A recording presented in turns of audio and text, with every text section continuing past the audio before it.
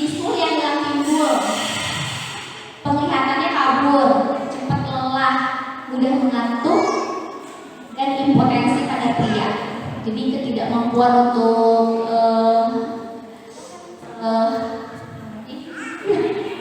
impotensi.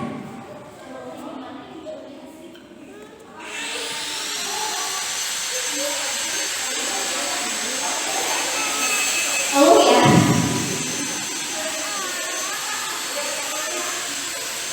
terus faktor resiko penyakit gula itu adalah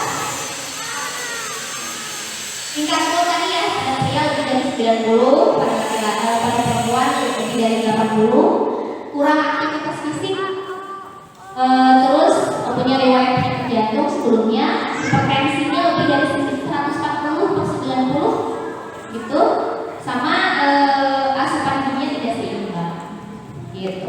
Selanjutnya adalah penyakit paru obstruktif kronik ya. Ini disebabkan oleh pertama adalah rokok, yang kedua adalah kajanan polusi udara.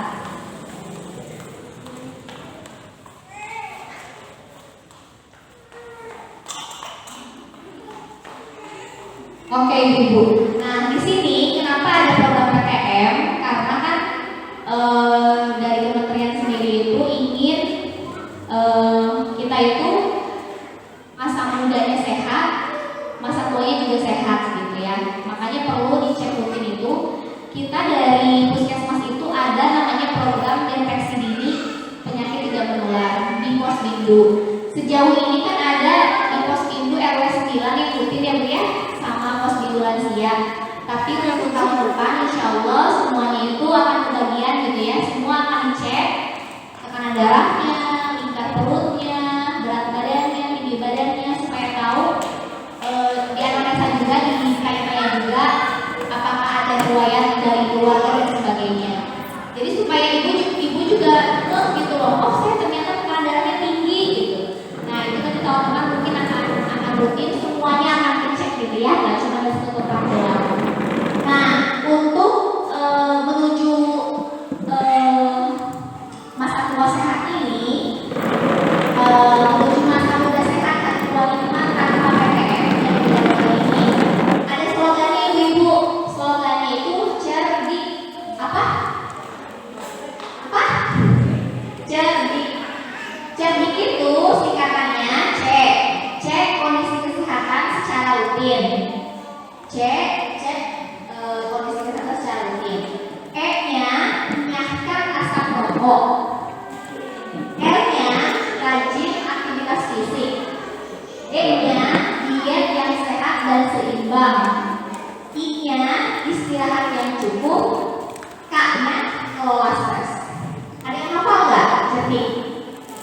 Jangan apa? Ayo ibu yang muda ini. C-nya apa tadi? Kesehatan secara rutin. Menyahkan asam rokok.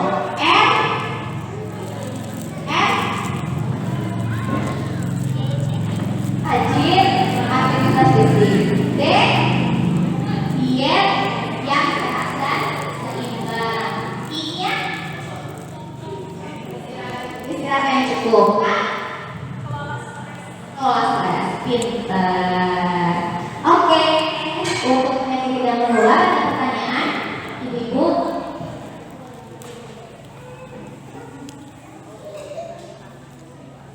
Ada pertanyaan? Kalau nggak ada saya yang nanya. Ibu yang muda-muda ini, di sini 15 sampai 59 usianya. Maksudnya rentangnya 15 sampai 59 ada? Yang usianya masih belasan ada? 20-an? 30-an? Ya senyum-senyum ini lebih dari 59 deh. Nggak ada? Nggak ada ya? Jadi nanti kalau misalnya ada Posbindu ini keliling cek kesehatan rutin gitu untuk PTM, nanti pada ini ya Bu ya, pada berpartisipasi ya, dan kasih tahu tetangga-tetangganya supaya tahu sebetulnya ada masalah apa sih gitu kesehatannya itu, supaya supaya tahu secara lebih aja ya. Mungkin udah.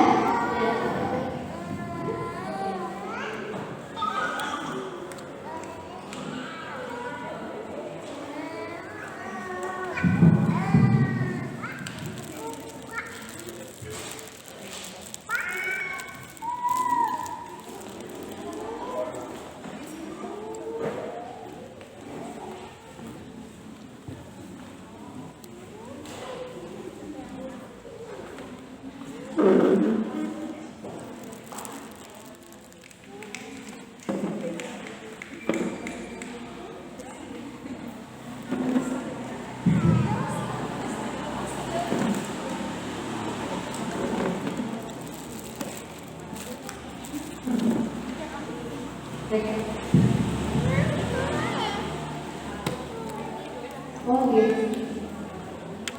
Bismillahirrahmanirrahim. Dari Nani Ati ayat ini dikasih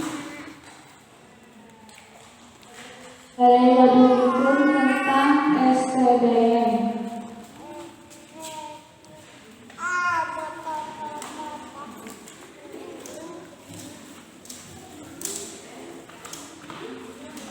SPDN itu total berbasis masyarakat yang merupakan pendekatan untuk perilaku higien. Terus ada 5 pilar. Yang satu, stop BAB buang air sembarangan. Yang kedua, cuci tangan pakai sabun. Yang ketiga, pengelolaan air minum dan makanan. Yang keempat, pengelolaan sampah. Yang kelima, pengelolaan limbah cair. Tujuan dari programnya adalah berusaha untuk berperan serta dalam menyediakan sarana sanitasi dalam penanganan air.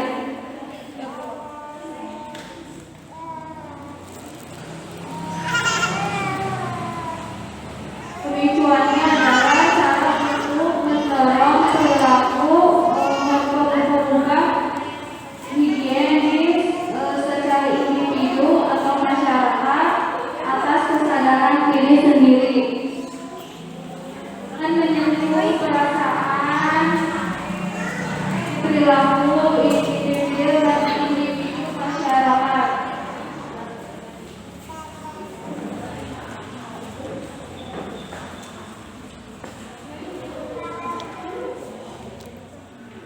Tentang jangan BAB sembarangan ya Bu ya. Harus punya safety tank.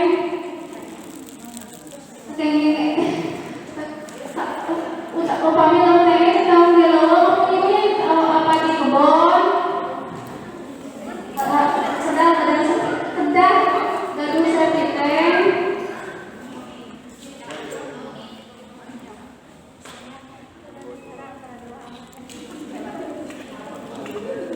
Ibu di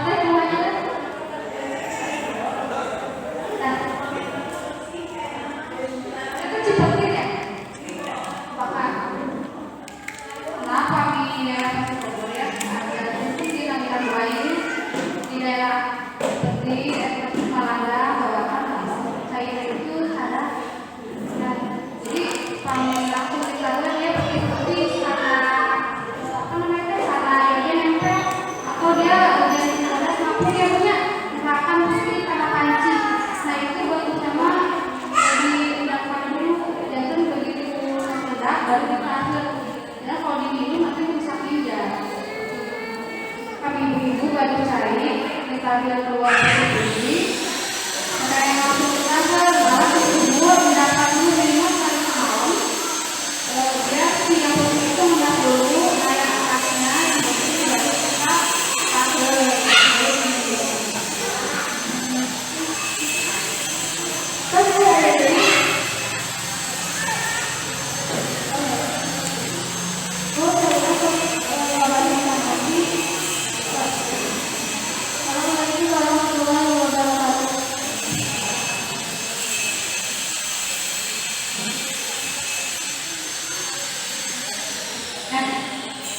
Ibu, pas tampaknya atau dulu tuh Bu. Nah ini ada pegangan fisik. Kalau ini ya. Nah, masih sudah selesai. Oh satu lagi gimana ini Bu masih pegangan? Hai Ibu, masih ada. Adakah di sini? Beli arisan rana dia, tadi itu di mana? Emo tanah ke jalan, bosan ke Bu.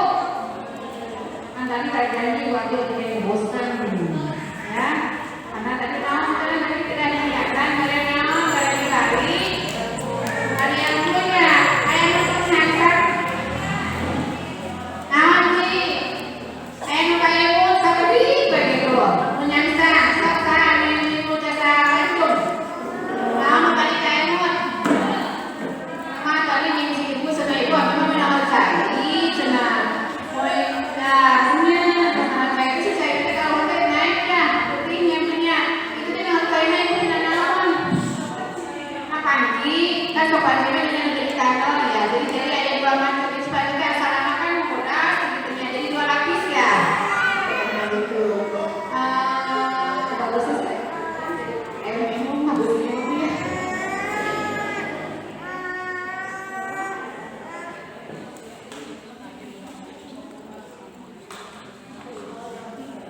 Tapi ibu terus nantian di kamar tuh yang gampang tuh. Saya.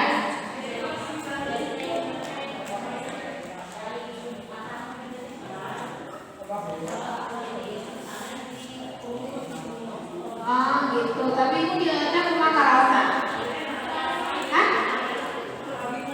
Nah, kan dok saya ini intinya kalau dia istilah ini kimia dengan teorinya ya cairan keras, cairan lunak, cairan keras, saya kata perlu diminum oke, terus kemudian kita ke sana teh, ya oke cairan begini manis ya, gitu ya, ada kan mah, enak, saya nama punya saya, karena biasanya kita itu mengandung logam yang diantaranya mungkin kapur atau juga mungkin logam-logam yang lain. Pas apa namanya ya jadi saya pulang kayaknya galon hanya 4.000 diganta. Saya nggak mau memasak dan rumah nggak boleh tabu. Nah apa karena takutnya kalau semakin lama kita meminum itu takutnya gitu dia yang dapat di ginjal. Karena misalnya tidak campur kemudian campur atau juga misalnya lamun itu masih kita nggak tahu ya ada pemeriksaan kimia air. Coba ya. Kita tanyakan dulu ya apakah bisa menyelesaikan kimia air secara gratis gitunya. Ibu dimasukin karena kompan gitu. Tapi dari tahu sebenarnya maksudnya kita saudaranya di sebenarnya mau non China.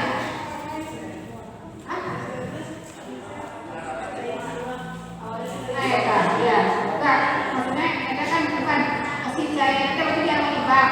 Cairnya merupakan cair sajo, cair dicukup tiba, karena kompak. Karena gitu.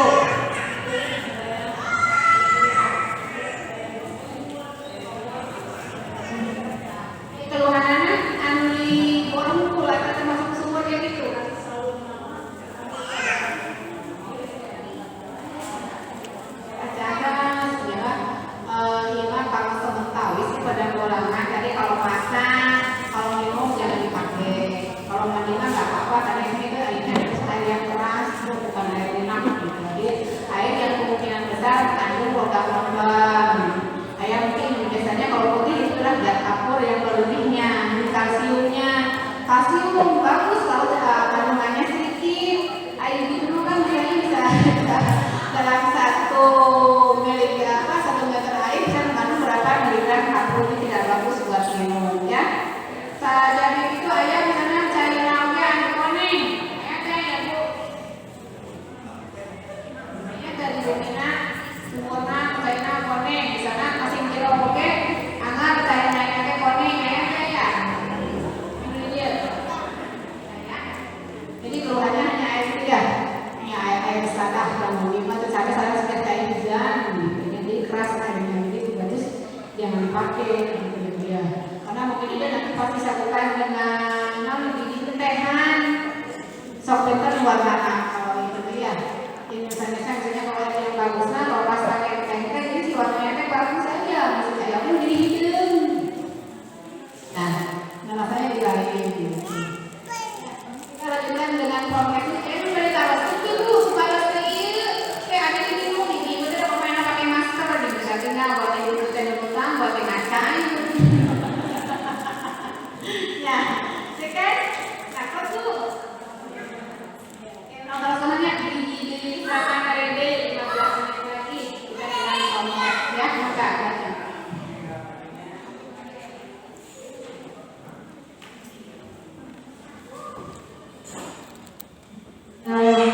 Assalamualaikum warahmatullahi wabarakatuh. Masih seru banget ya ibu-ibu. Satu lagi terakhir. Sebelumnya perkenalkan dulu, nama saya Ajeng, bagian promosi kesehatan dari Puskesmas. Di sini saya akan menyampaikan sedikit tentang PHBS. Ada yang tahu ibu-ibu PHBS itu apa? Belum pernah dengar sama sekali? Belum? PHBS itu kepanjangannya adalah perilaku hidup bersih dan sehat. Nah, apa sih yang disebut perilaku hidup bersih dan sehat itu? Perilaku seperti apa yang dikatakan bersih dan sehat? Nah, perilaku yang bersih dan sehat ini Bu, bisa dilihat dari 10 indikator atau 10 hal yang harus kita perhatikan.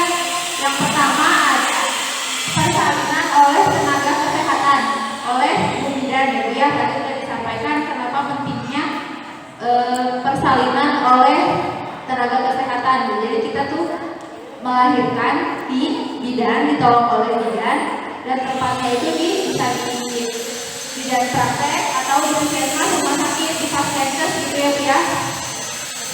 Kenapa sih harus ditolong oleh bidan dan harus di tempat pelayanan kesehatan? Tadi sudah disampaikan bahwa pentingnya itu adalah kita menghindari terjadinya hal-hal yang kita tidak inginkan, seperti misalkan ibu hamilnya tersebut punya resiko, jadi resiko tinggi.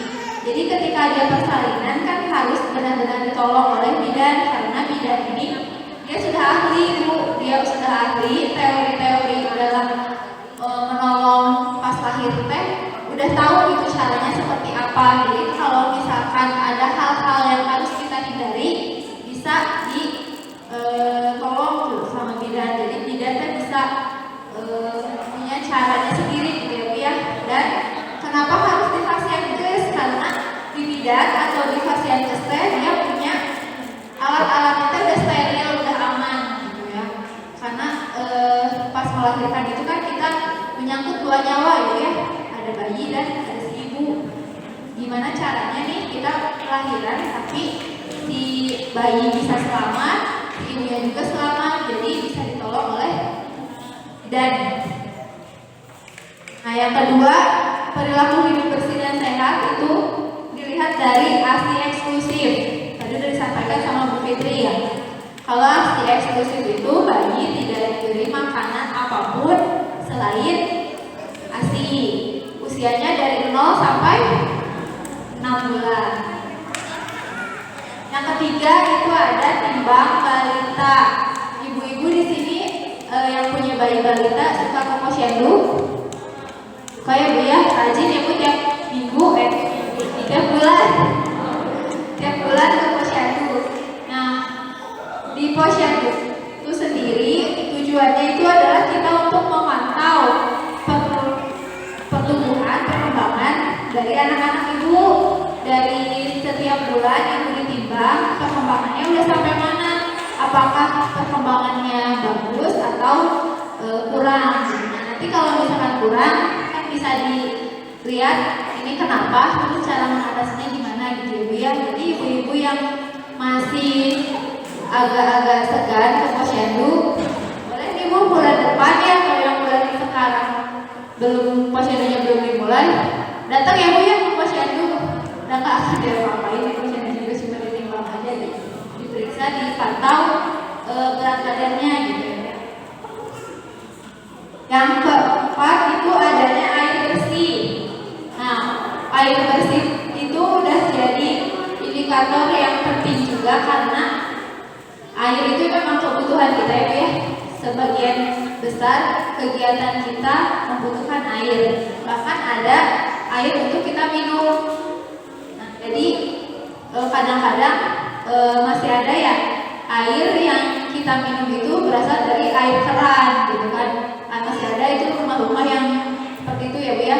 Jadi kenapa airnya itu harus bersih? Karena kita untuk mencegah penyakit yang berasal dari air itu sendiri.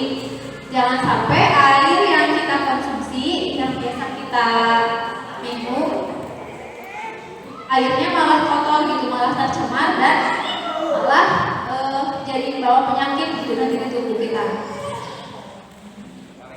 Yang kelima yaitu CTPS atau cuci tangan pakai sabun. Ini udah sering diungkapkan ya Bu ya, kalau kita itu harus sering-sering cuci tangan pakai sabun dan air mengalir. Selain untuk mencegah penyakit seperti diare, sekarang juga ini CTPS itu lagi digaungkan untuk mencegah penyakit COVID ya Bu ya, yang si virus corona ini. Kenapa sih harus dengan cuci tangan? Karena tangan kita ini kan mobilitasnya banyak. Kita pegang uang, kita pegang meja, kita pegang pintu yang orang lain juga banyak pegang gitu kan. Jadi kan si kumannya itu nempel di tangan kita.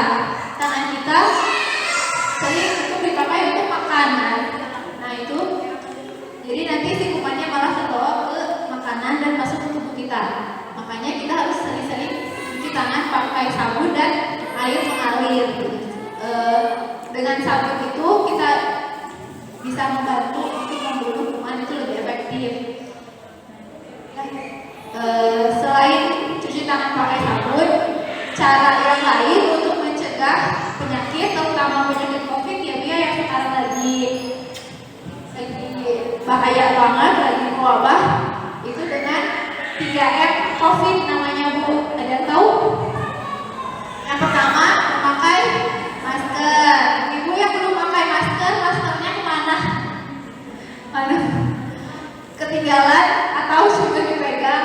Boleh kalau yang ada dipakai ya Bu ya. Jangan lupa kemana-mana itu penting sekali pakai masker. Karena dengan kita pakai masker, kita itu bisa menutup ya, menghalangi si droplet atau cairan dari virus, terutama biar nggak kita hidup, biar nggak masuk ke tubuh kita gitu.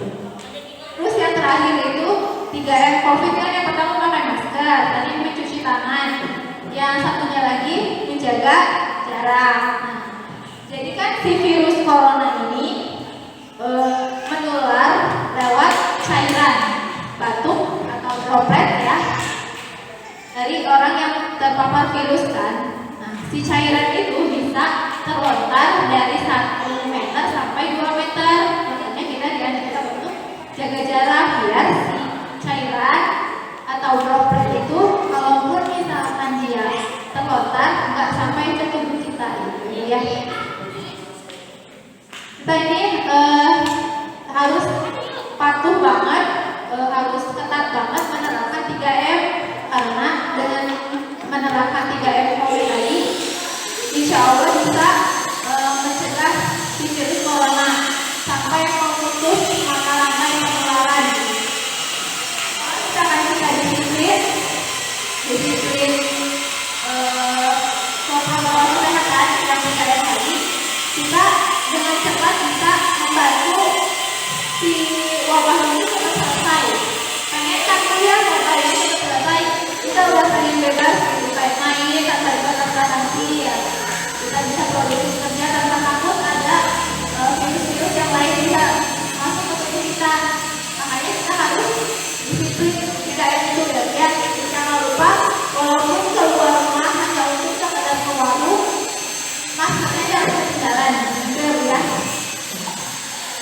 Nah, yang selanjutnya yaitu PHBS-nya ada jamban sehat. Jamban sehat itu yang dikatakan jamban sehat itu ialah dia yang punya septic tank. Yang selanjutnya yaitu memberantas jentik nyamuk. Memberantas jentik nyamuk dengan cara menguras bak mandi atau penampungan air yang ada di rumah ibu, terutama bak mandi ya, karena yang sering digunakan gitu. Itu untuk mencegah penyakit juga, misalkan selain di penampungan air yang di bak mandi, ada juga Bu di kulkas. Itu di belakang kulkasnya kan ada penampungan airnya ya, penampungan buangan airnya. Nah itu dibersihkan Bu secara rutin, sering dilihat, karena itu di belakangnya nggak kelihatan. Jadi sekarang dikasih tahu, diingatkan lagi kalau misalkan di tempat itu sering ada jentik nyamuk kalau nggak dilihat-lihat gitu. Sama di dispenser ya kan suka ada tes air, nah di situ suka ada jentik nyamuknya kalau misalkan kita nggak bersihkan gitu. Terus yang selanjutnya yaitu perilaku makan buah dan sayur. Bu, makan buah dan sayurnya setiap hari ada? Sayur ya Bu? Buahnya masih jarang. Mulai dari untuk makan buah dan sayur, karena dari makanan ini kita bisa bantu untuk jaga imunitas tubuh kita ya Bu ya. Jadi makannya nggak sembarangan dan nggak gampang terpapar penyakit.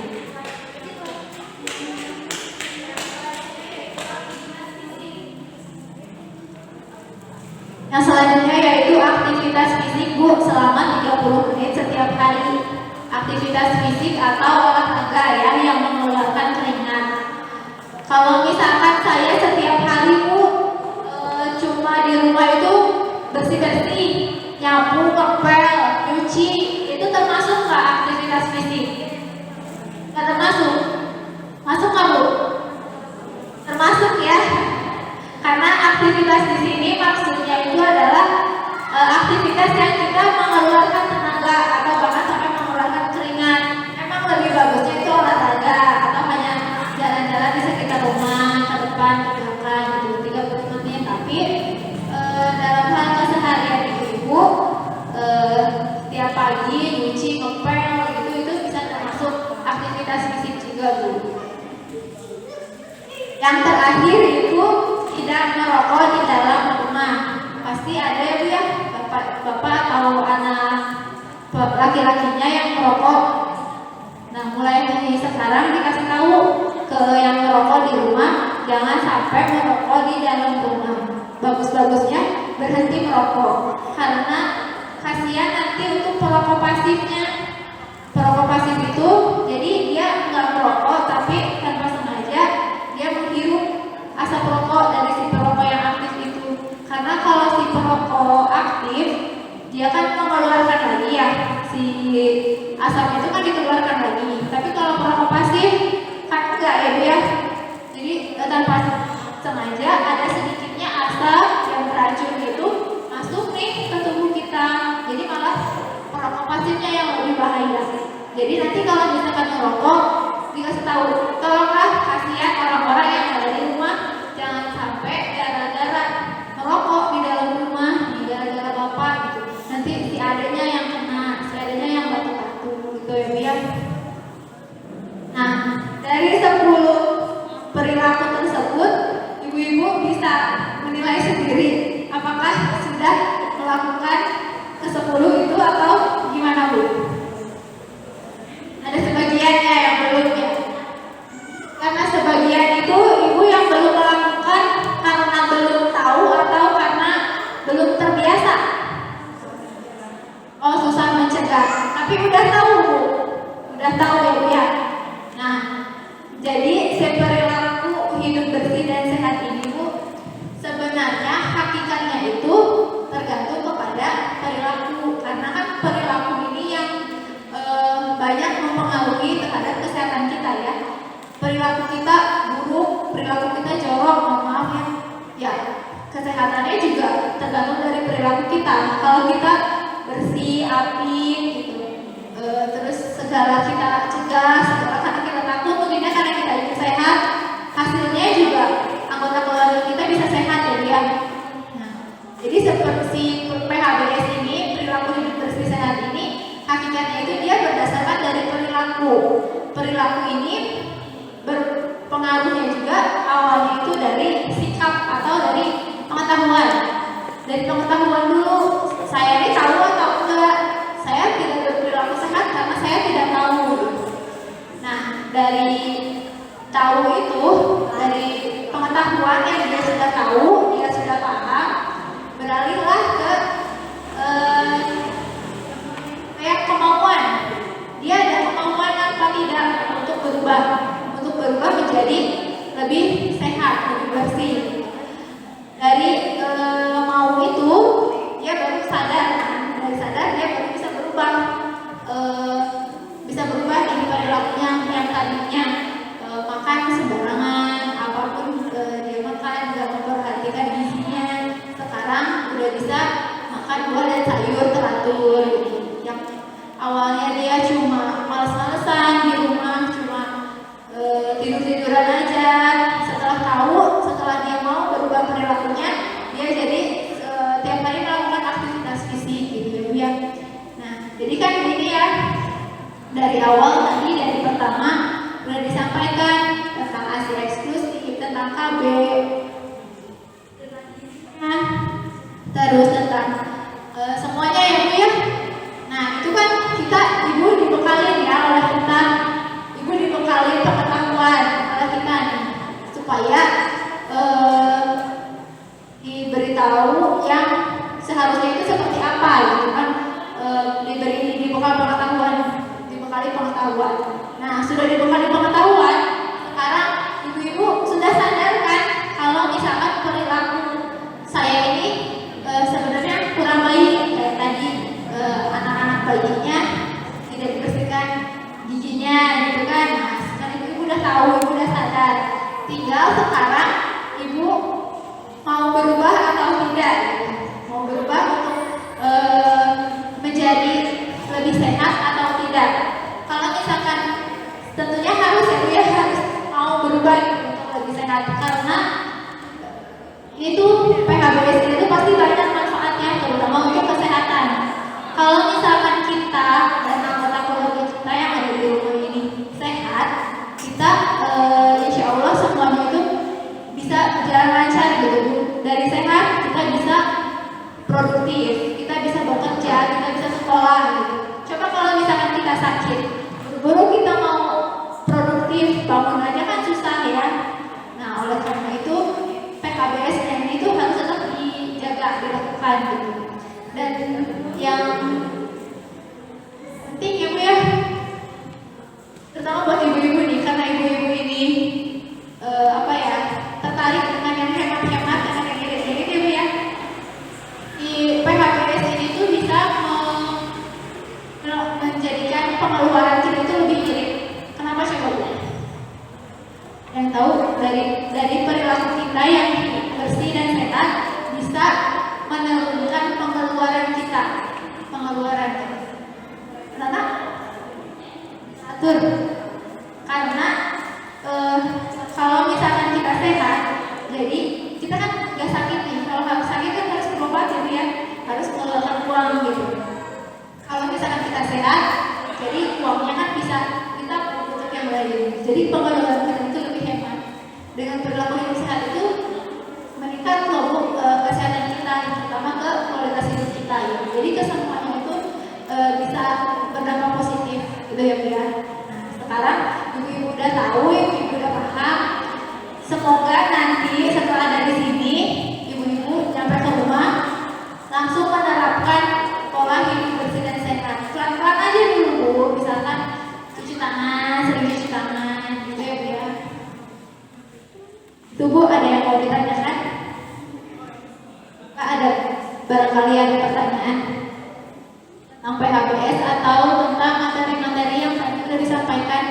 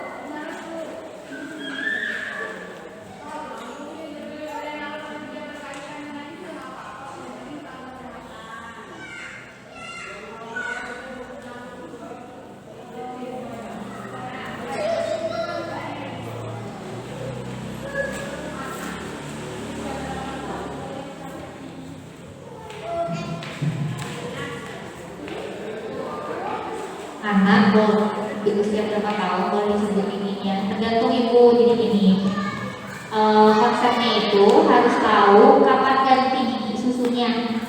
Kalau misalnya 6 tahun kan udah waktunya tuh gigi yang bawah buat tumbuh gigi yang baru. Gigi barunya udah tumbuh, gigi lamanya masih ada, itu boleh. Gitu. Terus tergantung juga giginya kenapa tuh. Kalau misalnya karena gigi barunya udah tumbuh kan boleh dicabut nih. Tapi gigi misalnya usianya 4 tahun, giginya udah jelek banget ya, baiknya tidak dicabut. Kenapa? Karena kalau dicabut pada saat itu akan mempengaruhi pertumbuhan gigi barunya. Biasanya lebih berantakan giginya daripada kalau misalnya dicabut di usia waktunya gigi barunya tumbuh. Gitu. Makanya harus cek 16 kali itu biar tahu kira-kira udah waktunya belum gigi barunya tumbuh. Gitu.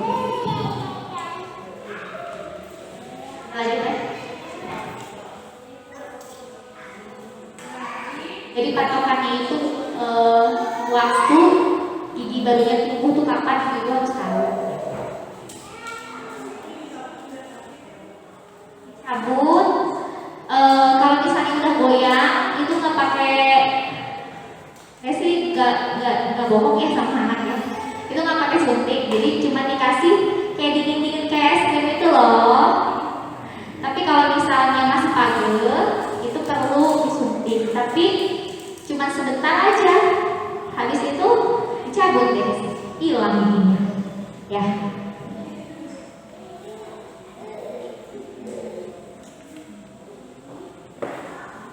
Lagi ada lagi.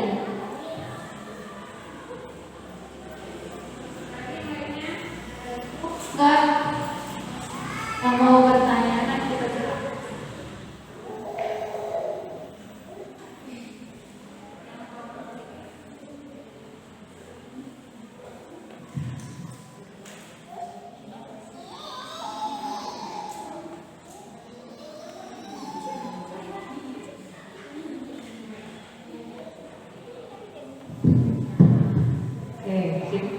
Gimana ibu? Ada yang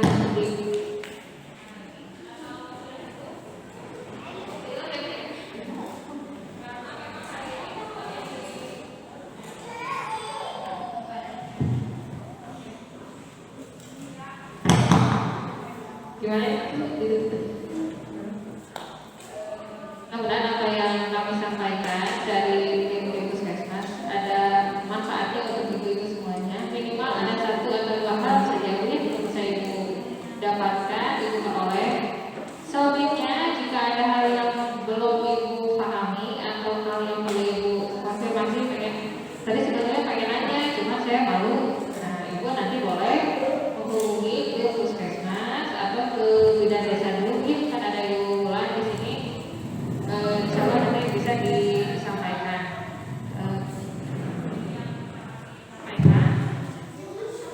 kasih kami ucapkan kepada ibu semuanya atas kehadiran dan kesediaannya untuk masih tetap berada di sini sampai akhir ini. Terima kasih kepada tim dari Puskesmas.